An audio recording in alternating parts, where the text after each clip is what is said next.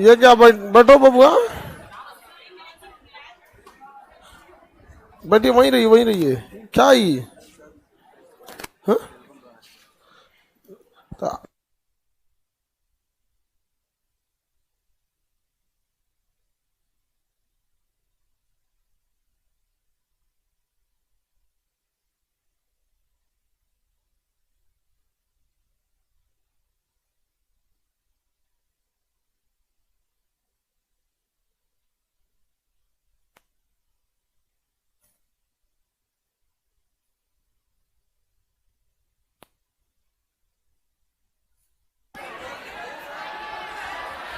चलिए अब ध्यान से बजाओ। फ्रेम है बाबू, इनका बनवाए हुए हैं।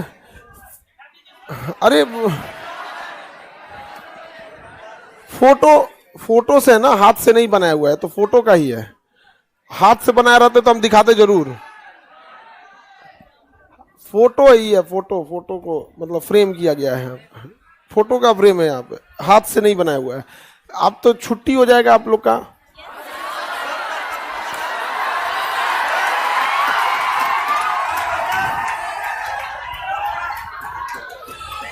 क्लास खुलेगा अब आपका।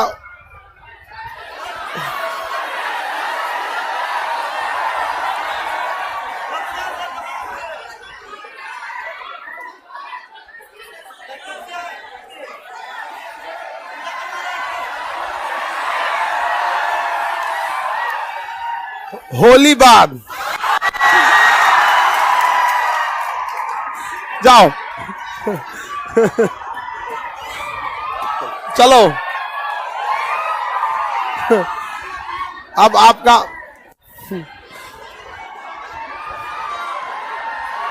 चाचा हल्ला नहीं करो, चाचा वाला सब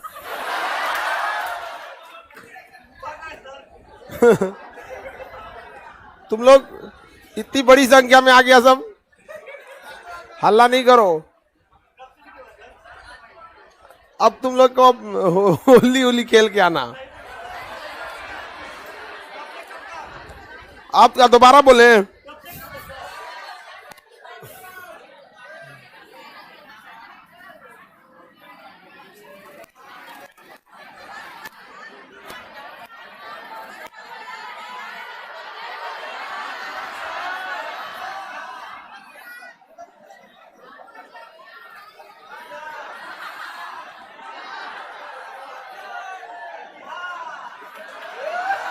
चलो गुर्जर प्रतिहार नया स्टाइल है ये। लास्ट क्लास है तो सोचे तो ठीक ठाक लिख दे। वैसे तो अब हम लोग कब मिलेंगे?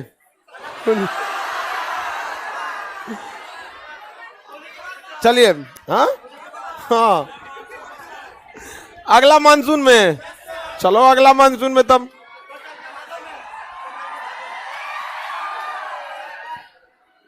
अरे बाबू अब कल का मेरा गला बजा हुआ है चिल्लाते चिल्लाते। कल 14 घंटा का क्लास था। कल सुबह 7 बजे से लेके और रात 9 बजे तक क्लास रहा है। 7 से 7 12 घंटा, 14 घंटा। गला ही एकदम झंझना गया एकदम। हाँ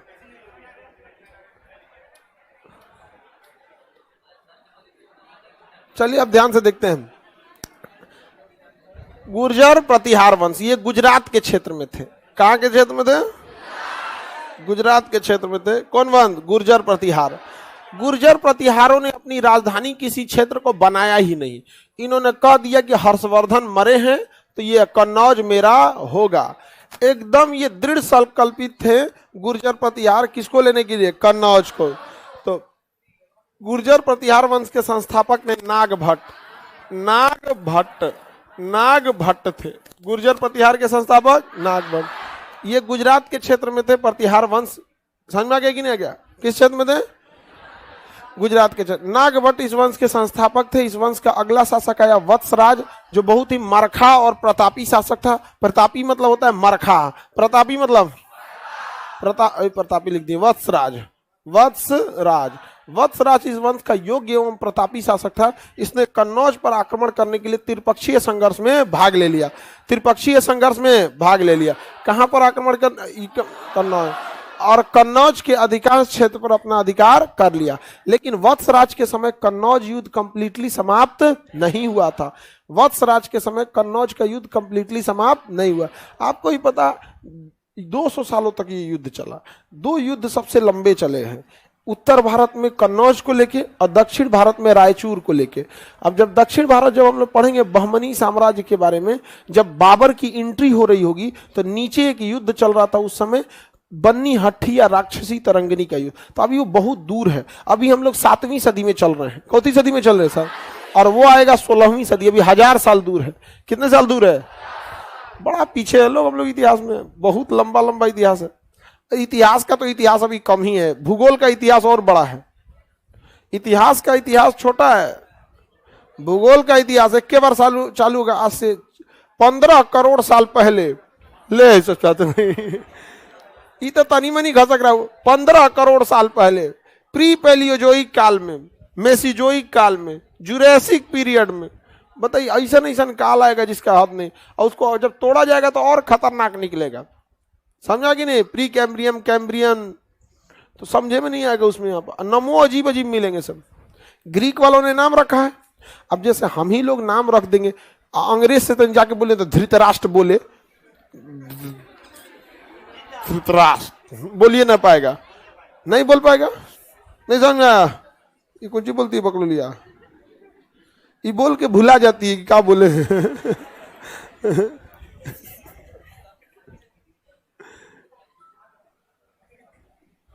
समझा गया?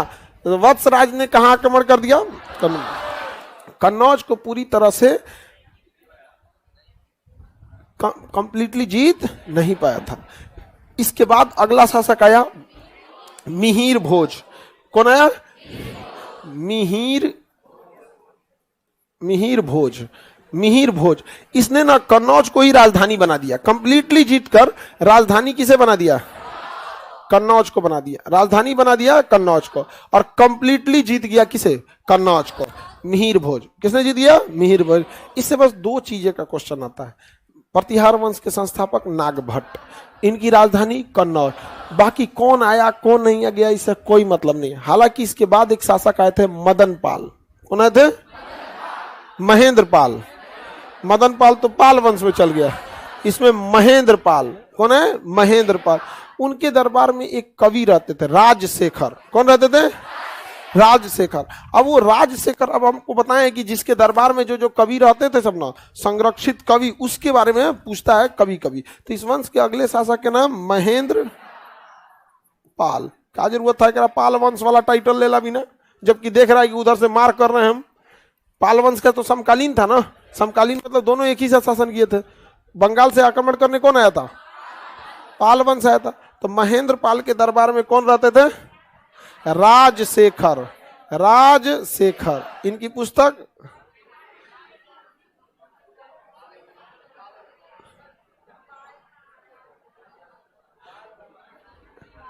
राजशेखर रहते थे। किसके दरबार में? राजशेखर रहते थे। किसके दरबार में राजशेखर रहते थे? इन्होंने कई पुस्तकों की रचना की है। सबसे प्रमुख इनकी जो पुस्तक है कर्पूर मंजरी, पहली पुस्तक कर्पूर मंजरी, सबसे प्रमुख पुस्तक वही है। अब कोई भी इंसान कई किताब लिखेगा तो सारा तो फेमस होता नहीं है। जैसे राजा वगैरह में, ये लोग के समय इन्हीं के साम्राज्य में पुस्तक भी फेमस होती थी। पुस्तक का नाम बाबू कर्पूर मंजरी। किसकी पुस्तक है? राजशेखर। किसकी? राजशेखर के। राजशेखर के यानी महेंद्र पाल के बाद इस वंश में कोई इस वंश को संभालने वाला नहीं था। और धीरे धीरे वंश यह क्या हो गया? समाप्त हो गया। पहला बोलिए इसमें, पहला नागभट्ट, दूसरा वत्सराज, तीसरा चौथा माँ से महेंद्र, देखिए माँ से मिहिर, माँ से महेंद्र। समझ में आ गई? 2 लास्ट माँ से। अब पहला संस्थापक कौन है? नागभट्ट एक शासक के रूप में शासन ही नहीं कर पाया, वह एक सामंत के रूप में ही शासन किया था। सामंत के रूप में ही क्या किया था, शासन किया। और यह वंश धीरे धीरे क्या हो गया, समाप्त हो गया। हालांकि इसी वंश के स्थान पर, गुजरात में इसी वंश के स्थान पर जब धीरे धीरे वंश समाप्त होगा तो सामंत के रूप में बिखर जाएंगे लोग। और जब सामंत के रूप में बिखरेंगे तो धीरे धीरे कोई ना कोई उस एरिया में शक्तिशाली सामंत उभर के आएगा और वह शक्तिशाली सामंत दोबारा इसका क्या करेगा, स्थापना करेगा। तो वहां सोलंकी वंश आ गई थी। कौन सी वंश, सोलंकी। तो वो आगे हम लोग को पढ़ना है, सोलंकी। गुजरात में कौन सा वंश देखना है, सोलंकी। किसी को दिक्कत, तो वो धीरे धीरे अब आगे बढ़ते जाएंगे। समझ आ गया कि नहीं? क्या यशपाल इसमें लास्ट थे, तो क्या जरूरत है याद करने की, बताओ। इस वंश के अंतिम शासक यशपाल। हमको क्या जरूरत है अपना दिमाग खपैला बिना, नहीं समझे? इतिहास जो है ना सबसे टफ सब्जेक्ट बना दिया गया है। रीजन क्या है कि सबसे ज्यादा आपको टीचर मिलेंगे तो इतिहास के मिलेंगे। और शिक्षक का परम कर्तव्य होना चाहिए कि विद्यार्थी, दो चीजों को हमेशा शिक्षक को ध्यान देना चाहिए। कम से कम विद्यार्थी को घर पे मेहनत करना पड़े और कम से कम पढ़ाई में से ज्यादा सवाल आए। वरना अगर हम लोग इतिहास पढ़ाने बैठे तो गारंटी एक को सवाल बाहर ना जाए, ले आके रख देंगे पूरा करपर मंजरी किताबें रख देंगे, पढ़ो बच्चों, उसी में जमाना लग जाएगा। तो हम लोग का काम क्या है, दो चीज, आपको घर पे मेहनत कम करना पड़े और कम पढ़ाने से ज्यादा क्वेश्चन है। समझ में आ गया यहाँ पे? लेकिन होता क्या है ना कि जब आप किसी चीज में बदलाव लाते हैं ना तो सबसे ज्यादा विरोध आप ही को झेलना होता है। सबसे ज्यादा आप बदलाव ला के देखिएगा ना, सबसे ज्यादा आप ही को झेलना होगा। हम बार बार कहते हैं कि क्या जरूरत है बच्चों को विद्वता दिखाने की अपनी, तो सब इकवट गया कहा कि कम में पढ़ाते हैं। हाँ? वो जो 5-7 साल से रह रहे हैं सब वही सब ना। हाँ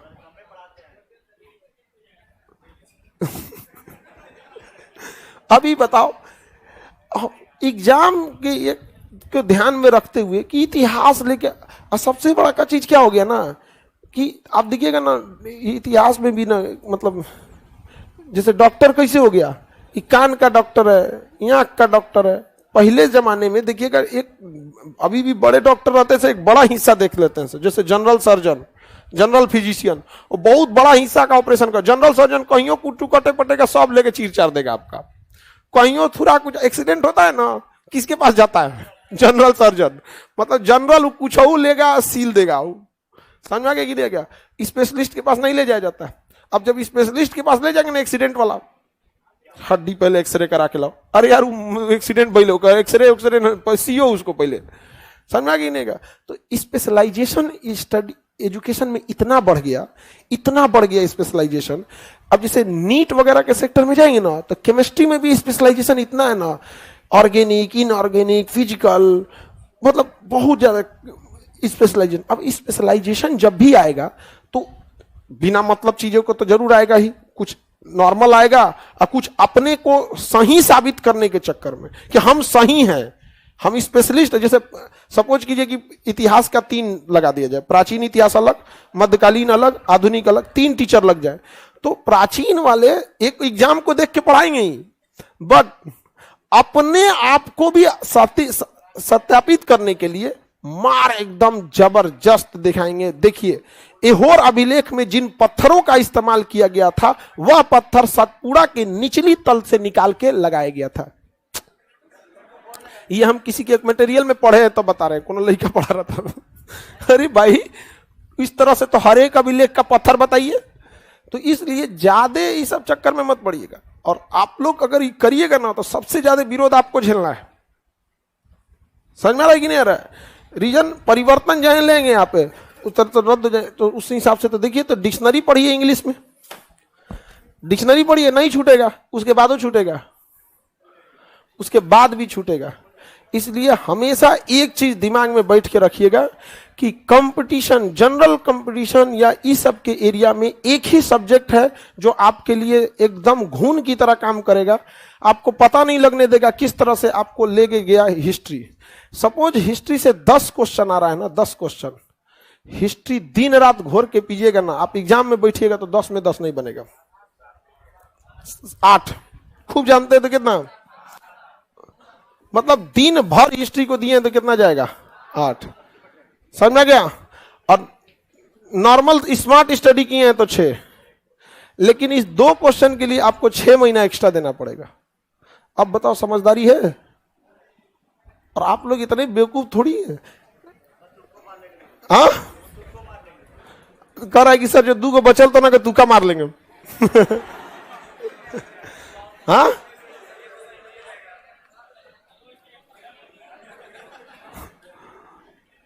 आगे बढ़े।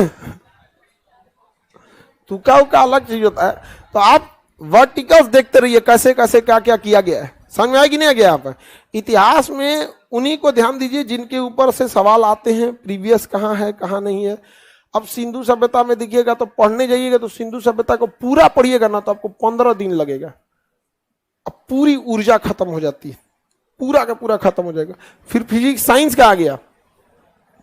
तो एजुकेशन सिस्टम में आप लोग विद्यार्थी हैं, लोग समझ में आता नहीं है। जो स्पेशलाइजेशन वाला सिस्टम आया ना कि हम इसके स्पेशलिस्ट हैं, बस स्पेशलाइजेशन वाला नाश दिया धोके स्पेशलाइजेशन में। और इतना बड़ा हो गया कि लड़कों को लगता है अरे हमको तो मिल रहा है ना, हमको तो ज्ञान मिल रहा है, विद्या मिल रही है। अरे भाई बोझ भी देखिए तो क्या होता है क्या नहीं है। ये समझ में आ गया कि नहीं आ गया। किसी को दिक्कत। तुक्का मारने के लिए नॉलेज होना चाहिए। हम अगर हमें भूल जाए कि वत्सराज की राजधानी या गुर्जर प्रतिहार की राजधानी क्या थी तो कन्नौज थी। वत्सराज की राजधानी कन्नौज थी। अगर भूल गया एग्जाम में तो तुक्का मारने के लिए भी नॉलेज होना चाहिए। नहीं समझे। अब कहता है राष्ट्रकूट, मान के चलिए कहता मान्य खेत, कभी नहीं हो सकता है। वातापी, तंजौर, नहीं हो जाएगा यहाँ पे। तो आपको क्या होना चाहिए, प्रॉपर नॉलेज होना चाहिए, तभी जाके आप क्या कर सकते हैं, लगा सकते हैं। इस वंश के अंतिम शासक कौन आएंगे, यशपाल। हाँ अच्छा बताओ, भांग खा के क्वेश्चन सेट करने वाला बैठल होगा, भांग खैले होगा तब कहेगा रुको, उसको फिक्स है 3 मान के चलिए नॉर्मली एग्जाम में जिसमें 15 क्वेश्चन हिस्ट्री से आएंगे, सोचेगा कि हमको 4 क्वेश्चन प्राचीन से डालना है, तो भांग खा के बैठल रहेगा कि नहीं बताओ वह गुर्जर प्रतिहार के अंतिम शासक, उसका पूरा बौद्ध धर्म बचल है, पूरा जैन बचल है, नीचे इतनी लड़ाई हुई है, राष्ट्रकूट से हुई है, वातापी से हुई है, ना वो भांग खा के बैठल होगा वहां। आप ही को क्वेश्चन सेट करने को दे दे, सेट करो ना, तुमको एक क्वेश्चन सेट करना है, तुमको चलो हमेशा एक क्वेश्चन सेट करने वाले के हिसाब से सोचो। आपको एक क्वेश्चन सेट करने के देते हैं प्रतिहार वंश से, आपके सामने पूरा रखा हुआ है, अंतिम शासक भी लिख देते हैं यशपाल। क्या लिख देते हैं, यशपाल। चलिए आप लोग को अपने दिमाग से सोच के देखिए, आपको क्वेश्चन सेट करना है, तो आप इसमें से कौन सा क्वेश्चन सेट कीजिएगा।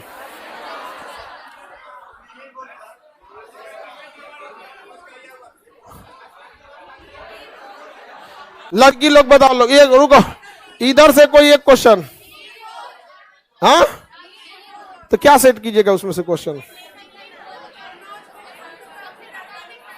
हाँ देखो लड़की लोग का क्वेश्चन, कन्नौज को अंततः राजधानी किस शासक ने बनाया, मिहिर भोज। इधर से आप लोग क्वेश्चन सेट कीजिए। हाँ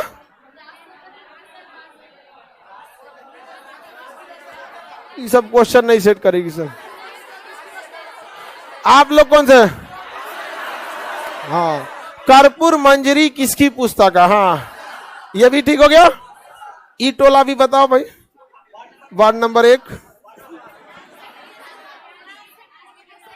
जो हम क्वेश्चन सेट किए थे बोल दिए। हाँ देखो ये छोटकी का भी दिमाग तेज काम करता है। राजशेखर किसके दरबार में थे, ये सब अभी तक को क्वेश्चन नहीं सेट हुआ, तो अभी सेट हो गया, दूसरा सेट करो।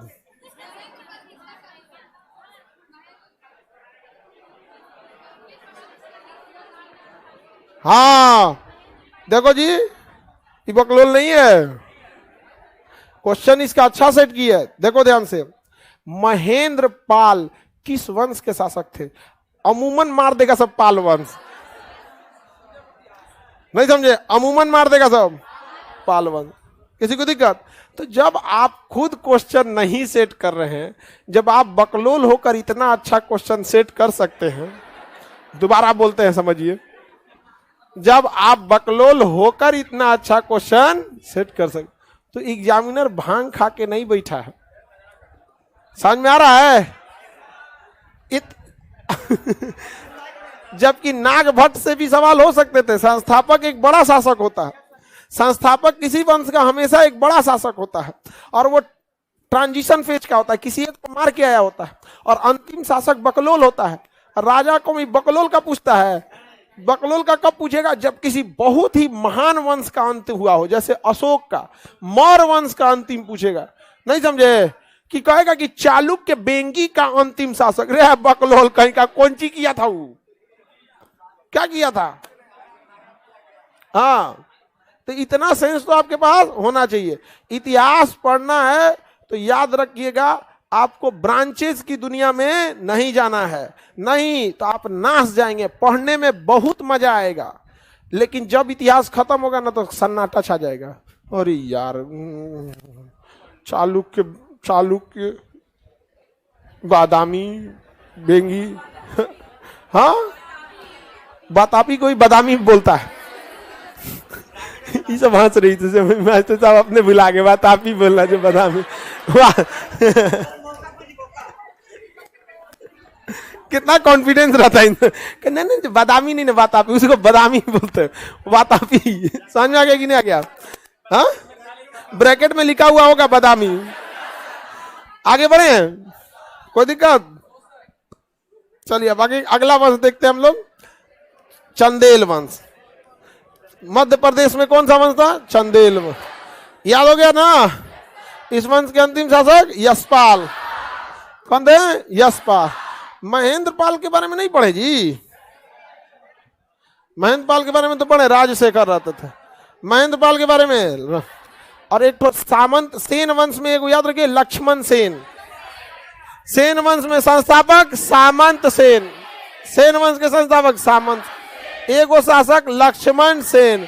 जयदेव रहते थे, जयदेव की पुस्तक गीत गोविंद, जयदेव की पुस्तक। पाल वंश पढ़ा दिए हैं, गोपाल, धर्मपाल, महिपाल। गोपाल, धर्मपाल, महिपाल। ओदंतपुरी गोपाल, विक्रमशिला धर्मपाल। अब पिटा गया चोल से, महिपाल। चोल से कौन पिटाया? उसी के मैंने जाके पानी भर के लाया था वो। अच्छा, मदन पाल लास्ट में खत्म हो गए। मदन पाल क्या हो गए? खत्म हो गए। यहाँ पे पहला पाल का शासक गोपाल, दूसरा यही धर्मपाल गया था कन्नौज पे आक्रमण करने। किससे थुरा के आया था? वत्सराज से। थुराया किसे था? वत्सराज ने कन्नौज पर आक्रमण के लिए किया, तो इधर से कौन गया? वत्सराज, और उधर से धर्मपाल, इधर से वत्सराज, इधर से धर्म, पूछा के गया धर्म, और नीचवा से गया था ध्रुव। देखिए वंश तो देख लिया ना। त्रिपक्षीय संघर्ष कन्नौज के आक्रमण के लिए हुआ था, ये हो गया। यहां से तो राष्ट्रकूट गए थे, यहां से तो पाल गए थे, यहां से तो प्रतिहार गए थे, बट शासक, शासक नीचे से बोलिए ध्रुव, इधर से धर्मपाल, इधर से वत्सराज। बाद में तो ये गया जब सब हार गए, तब गया कौन? मीर, हाँ मीर भोज। अरे ना कस्टमर नहीं है जी, इसमें कैलेंडर में कुछ सेव कर देते हैं कि आज आज क्लास ऑफ करना था, तो उसको अलार्म बना के बता रहा है। हाँ, स्मार्ट मोबाइल है, हम बहुत पहले सेट कर दिया ना, क्लास ऑफ हो जाएगा, तो बता रहा है मास्टर साहब। हाँ, मतलब कि क्लास बंद करने का इंफॉर्मेशन देना है।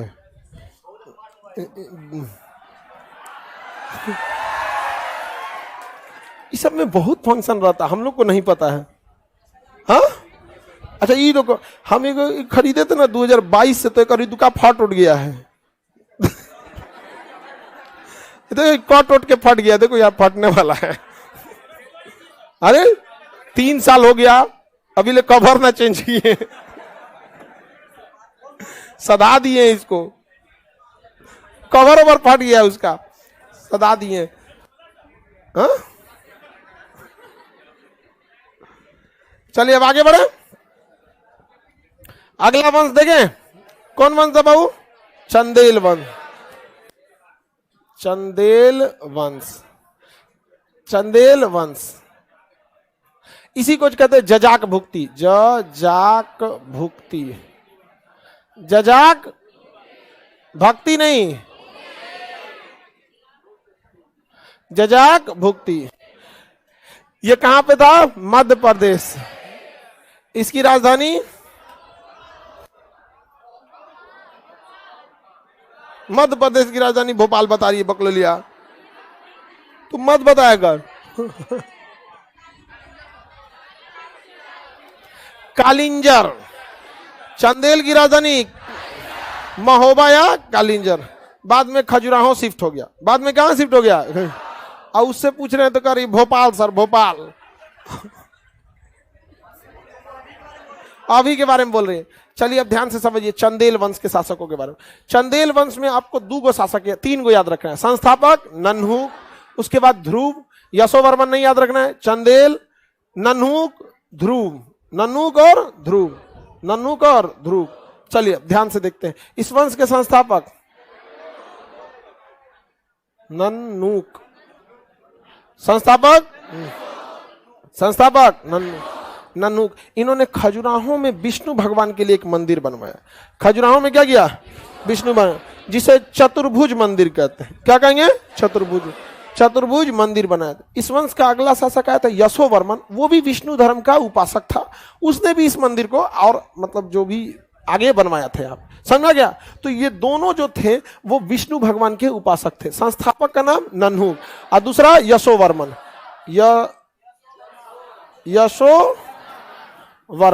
यशोवर्मन दोनों किसके उपासक थे? विष्णु भगवान के उपासक थे। किसके उपासक थे? विष्णु के। इन्होंने मंदिर कहां बनाया? खजुराहो में। अब मंदिर का नाम क्या था? चतुर्भुज मंदिर। कौन मंदिर?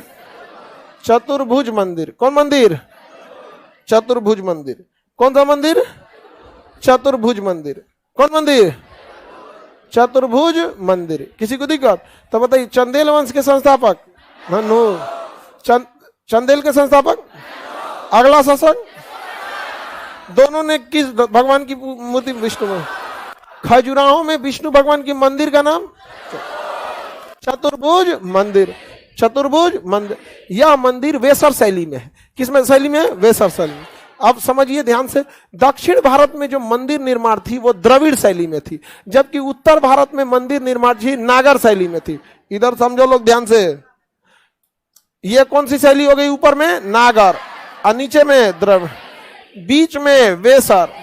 अब चूंकि ये मध्य प्रदेश का एरिया है और ये बीच में ही आता है, मध्य प्रदेश का एरिया और भारत के कहा आता है? बीच में।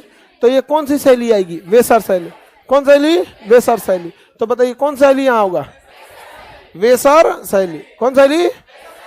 वेसर शैली। तो जो भी चतुर्भुज मंदिर है किस शैली में होगा?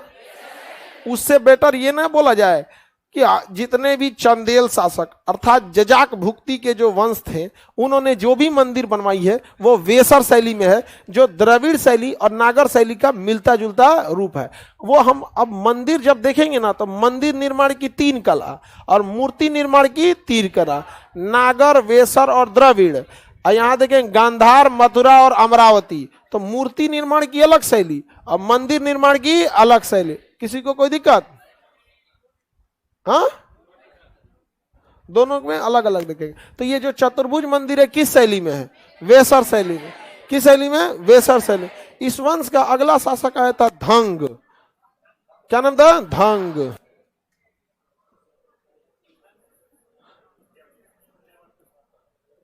क्या नाम था? धंग था इस वंश का अगला शासक। धंग ये शैव धर्म को मानता था। किसको मानता था? शैव धर्म को। किसको? भगवान शिव को। तो भगवान शिव को मानने वाला शैव धर्म। इसने कहा कि खजुराहो में विष्णु भगवान, रुकिए बताते हैं विष्णु भगवान आपको।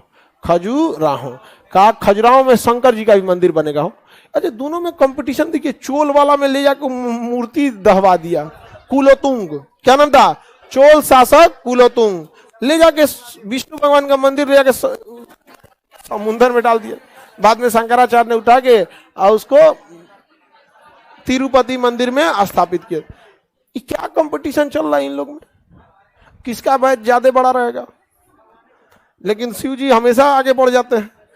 शंकर जी जो है ना वो अलग टाइप के, वो उनका सिद्धांत ही अलग है। वहां पे विष्णु भगवान ना आपको इतना धन समृद्धि सुख संपत्ति दे देना चाहते हैं कि आपको दूसरे जरूरतें ना पड़े। समझ आ गया कि नहीं क्या? जबकि शंकर जी का अलग है, चाहिए ही नहीं, नहीं समझ आया, चाहिए ही नहीं। यहाँ पे अघोरी।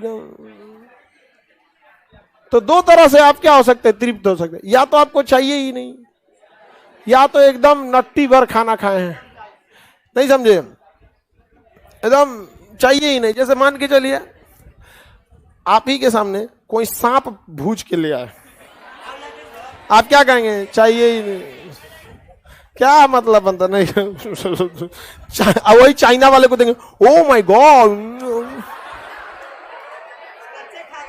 हाँ, एक से एक चाइना में, चाइना का अलग कल्चर है, वहाँ खान पान बड़ी उटपटांग है। बिलाई उलाई सब खा जाता है। हाँ, बिल्ली। हम लोग के साथ एक लड़का पढ़ता था, बाद में वो बिजनेस के लाइन में चला गया। हम लोग एजुकेशन में आ गए, बिजनेस में। उसका लेदर का बहुत बड़ा बिजनेस है, तो धीरे धीरे वो चाइना शिफ्ट हो गया और वहीं जाके बस गया। वहां पे ब्याह किया तो वहीं पे। हाँ हाँ, तो कहा कि जब गए थे ना दामाद में, तो इज्जत के लिए वहां बिलाई का मीट खिल, तो कहा कि भाई हमरा ये सब नहीं कर। लेकिन सोचिए इज्जत के लिए बिलार फ्राई किया था, एकदम खड़े खड़े बिलार। हमके भाई तोरा तो खतरनाक। उससे हम पूछे एक बात बताओ, तुम ब्याह तो किया चाइना में, लेकिन सब एक के जैसा दिखती है, तो तुम पहचानता कैसे है तुम्हारा?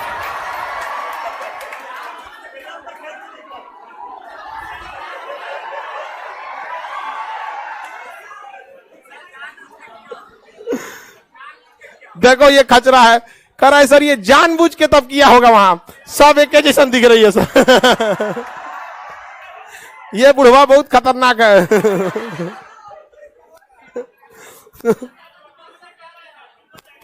हाँ?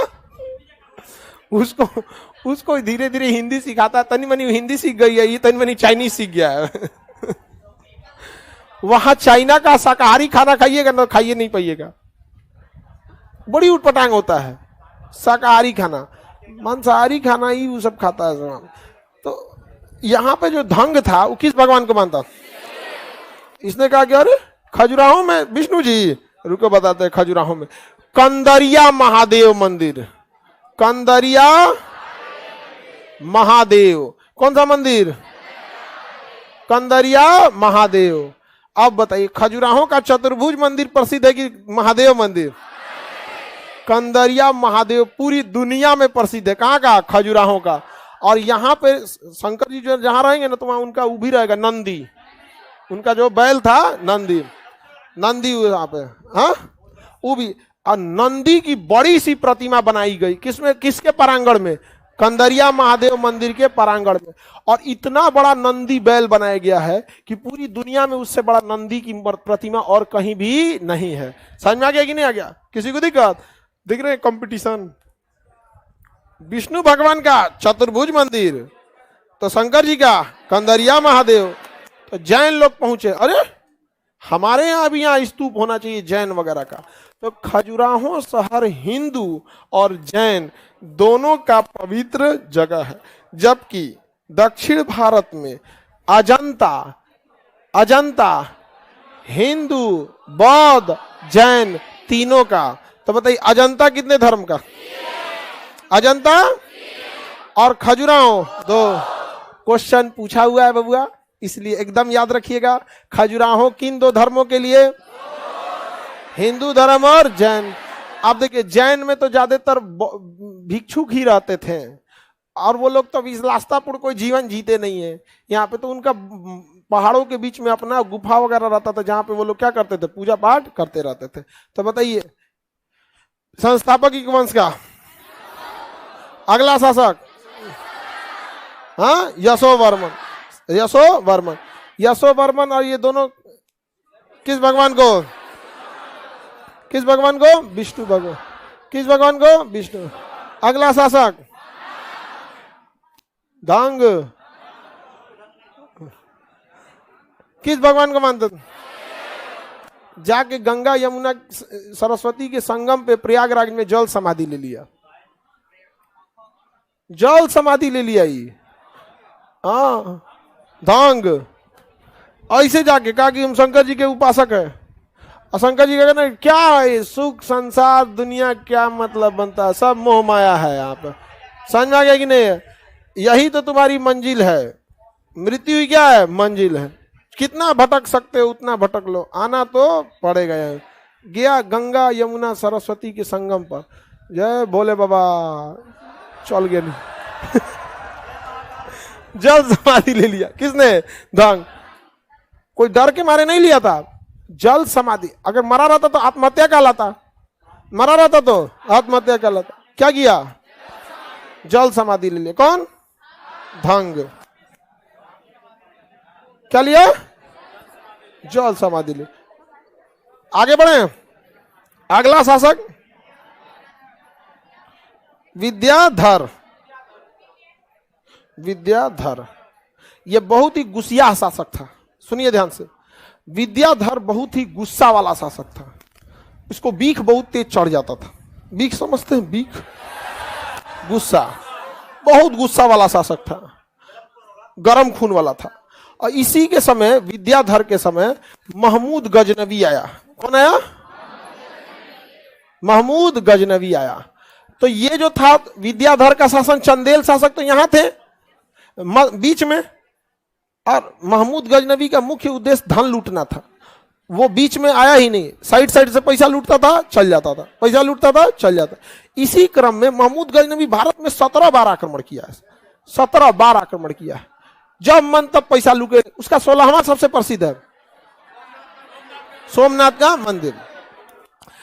तो महमूद गजनवी इसी समय आया ना, तो गुजरात में आक्रमण किया। तो यहां का शासक राजपाल, राजपाल डर के मारे भाग गया, डर के मारे भाग गया। गुजरात का शासक राजपाल डर के मारे भाग गया। अब ये गुस्सा लग गया किसको? विद्याधर, कि तुम भागा काहे रे? लड़ा रहता, लड़ा तो रहता, मारे जाते, कुछ भी होते, भागे क्यों? कहा गया भाई डर लगा तो लोकरा। तो विद्याधर इसको बुलाया समझाने के लिए, अब मार दिया और कहा कि सुन लो गुजरात के शासकों, कोई भी यदि विदेशी आक्रमण के डर से अगर भागा तो उधर से तुम मराओगे या नहीं मराओगे इधर से तुम पक्का मराओगे। गुजरात के शासक ने डरा गया, तो यार ये कैसन आदमी है यार। इसका नतीजा ये हुआ कि महमूद गजनवी के बाद जब मोहम्मद गौरी आया, महमूद गजनवी के बाद जब मोहम्मद गौरी आया, तो यहां शासक था भीम द्वितीय। कौन था? भीम द्वितीय। भीम द्वितीय कहा कि भाग जाएगा हम राजपाल की तरफ, लेकिन उनने से बच जाएंगे तो इनने से ही मार देगा। तो भीम द्वितीय की पत्नी कही कि देखिए भागिएगा नहीं, उनने मराइए चाहे बताइए, मार देगा आपको, लड़िए, एकदम लड़िए। जब आप हमसे लड़ सकते हैं तो किसी से लड़ सकते हैं। मोटिवेट कर दी तुरंत। इसको भी याद है कि वाह, तब तो हम किसी को हरा सकते हैं। निकाला भीम द्वितीय, कहा कि हम राजपाल नहीं है, मारेंगे किसको? मोहम्मद गौरी को। और जाके मार दिया मोहम्मद गौरी को। अब मोहम्मद गौरी भाग गया। मोहम्मद गौरी की भारत में पहली पराजय किसने की थी? भीम द्वितीय। इसका सारा श्रेय अगर किसी को देना है तो विद्याधर को देना है। देखो ये कह रहा है नहीं सर, पत्नी को श्रेय दीजिए। हाँ वही मोटिवेट की थी यहां पर। समझ में आ गया कि नहीं आ गया? तो भय बिना प्रीत कहां, समझ, डर का होना जरूरी है। बताइए ध्यान से, अगर विद्याधर नहीं रहता तो विद्याधर कहा कि अगर इधर कोई आया, मरना मरो ससुरे, तुम वहीं मरो, लेकिन तुमको युद्ध लड़ना होगा। समझ में आ गया कि नहीं आ गया? यहाँ पर किसी को दिक्कत? तो भीम द्वितीय बाद में देखेंगे, क्योंकि ये गौरी के समय आए थे। लेकिन आप कनेक्शन याद रख रहे हैं ना, भाग गया रहता भीम द्वितीय भी लेकिन उसको डर था, किसको? भीम कि मार दिया, मारा राज्यपाल को मार दिया यहाँ पे, बताइए, और नहीं तो बुला के मारा। हाँ बुला के मार दिया यहाँ पे, समझ में आ गया कि नहीं आ गया? किसी को दिक्कत? तो इसने किसकी हत्या कर दी? राजपाल। क्यों हत्या की थी? क्योंकि इसने महमूद गजनबी से लड़ा ही नहीं, गजनबी से लड़ा ही नहीं, आत्मसमर्पण करके भाग दिया। कहा गजनबी बैठिए, अब भाग गया, अरे भाग रे, मार दिया यहाँ पे। समझ में आ गया कि नहीं? अब इस वंश का अगला शासक है परमार्दी। कौन है? परमार्दी को मार दिए पृथ्वीराज चौहान। परमार्दी की हत्या किसने कर दिया? पृथ्वीराज तृतीय, इन्हीं को पृथ्वीराज चौहान कहते हैं। पृथ्वीराज चौहान या पृथ्वीराज तृतीय। यहां से पृथ्वीराज ने मार दिया किसको? चंदेल को। तो चंदेल का अंत किसने कर दिया? और उसके बाद आएगा मोहम्मद गौरी। मोहम्मद गौरी भीम द्वितीय से पिटाया था, दोबारा और तैयारी करके आया, भीम द्वितीय को भी निपटा दिया, पृथ्वीराज चौहान को भी निपटा दिया, जयचंद को भी निपटा दिया, चंदेल को भी निपटा दिया। सबको निपटाते हुए कुतुब मोहम्मद गौरी आगे चल दिए, मोहम्मद गौरी आगे चले। समझ में? ये सब लड़ाकू कबीला का था सब। आज भी अफगान वाले जो है सब ना, अमेरिका को हरा दिया सब, रूस को हरा दिया सब। 10 साल तक रूस को हरा, 10 साल लड़ा सब, लेकिन रूस को हरा दिया सब। अफगानिस्तान वाला 20 सालों तक अमेरिका से लड़ा सब, लेकिन हरा दिया सब। उन सब का क्या कहना है कि तुम दुनिया में किसी चीज में आगे होगे, जीडीपी में, टेक्नोलॉजी में, किसी चीज में, मार में तुम हमसे आगे नहीं हो। क्योंकि तुम्हारा बहुत सारा सपना है कि ह्यूमन डेवलपमेंट इंडेक्स में आगे बढ़ना है, अंतरिक्ष में जाना है, मानव विकास करना है, सतत विकास करना है, जलवायु पे ध्यान देना है, टेक्नोलॉजी। हमको बस लड़ाई पे ध्यान देना है। मार करना और कुछ नहीं। आप समझ में आ गया कि नहीं आ गया? अफगान वाले सब ऐसे रहता था सब। आगे बढ़े, किसी को दिक्कत? तो बताइए, चंदेल का पहला शासक, दूसरा यशोम, दोनों किस धर्म को? कौन सा मंदिर? चतुर्भुज मंदिर। चतुर्भुज मंदिर कहाँ है? हाँ, चतुर्भुज मंदिर। अगला शासक धंग, कौन सा मंदिर? कंदरिया महादेव। कंदरिया बहुत विशाल मंदिर है, बहुत विशाल। समझ में आया कि नहीं आ गया आपको? अगला शासक विद्याधर किसको मार दिया? काहे मारा था? गजनवी के आगे आत्मसमर्पण कर दिया था। समझ में आया कि नहीं आ गया? अब विद्याधर कहता था गजनवी से, दम है तो अंदर आओ ना। कहा कि बहुते पैसा ले लिए हैं, इसको पहुंचा के आते हैं। गजनवी इतना पैसा ले लेता था ना भारत से कि वो आगे युद्ध इसीलिए नहीं करता था कि उसके पास जगह ही नहीं था। अब इतना सोना चांदी लेके अब युद्ध नहीं ना कीजिएगा, तो जाता था रख के आने, फिर आता था ना, तो फिर इतना ना पैसा ले लेता था, कहता फिर अगली बार आएंगे। सोचिए भारत में कितने पैसे थे, और हमारे यहाँ के शासक बाद में कैसे हो गए सब। तो हर्षवर्धन के समय आए रहते, अशोक तो बाबू बहुत पीछे हो जाएगा। राजेंद्र चोल तो साथे का न था, राजेंद्र चोल तो साथ में था, यहाँ पे ऊपर त्रिपक्षीय संघर्ष कर रहे थे। यहाँ पे तो नहीं आ जाते यहाँ में। महमूद गजनवी को बांध के और घोड़ा के अस्तबल में कहता चारा खिलाओ इन सबको। नहीं समझ आया? चारा खिलवाता उनसे। तो हमारे यहाँ के शासक भी छोटे छोटे हो गए। हाँ बताइए, दोनों आपस में मार दिए। पृथ्वीराज चौहान चंदेल को मार दिए, जबकि चंदेल में क्या खराबी थी? तो हम लोग तो आपस में लड़ते करते थे लोग। समझ में आ गया कि नहीं आ गया? चलिए, अब आज आप लोग के लिए दशहरे की छुट्टी हो जाती है, और हम लोग फिर कब मिलेंगे? होली बाद। कितने तारीख को?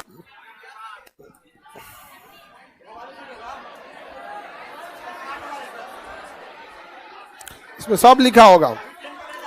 सैटरडे संडे तो छुट्टी रहता है। दुर्गा पूजा कितने को है? हाँ, 24, 15 को। दशहरा 10वीं पूछ रहे हैं तो 24, 25, 24, 25 तो वो हो जाता है वेडनेसडे हो जाता है। फिर थर्सडे फ्राइडे 2 दिन के लिए तो होगा नहीं, तो मंडे 30, मंडे 30, क्योंकि बीच में ना 4 दिन तो सैटरडे संडे ही आ जाता है। समझ में आ गया? जिस वजह से थोड़ा सा शेड्यूल गड़बड़ा जाता है। कब आएगा क्लास? 30। ये पूरी सबसे बड़ी छुट्टी यही हो जाती है। समझ में आया? तो फिर कब मिलेंगे? और नोटिफिकेशन डाल देना, ठीक है। टारगेट बैच बंद नहीं होगा, फाउंडेशन रहेगा बंद बस। फिजिक्स चले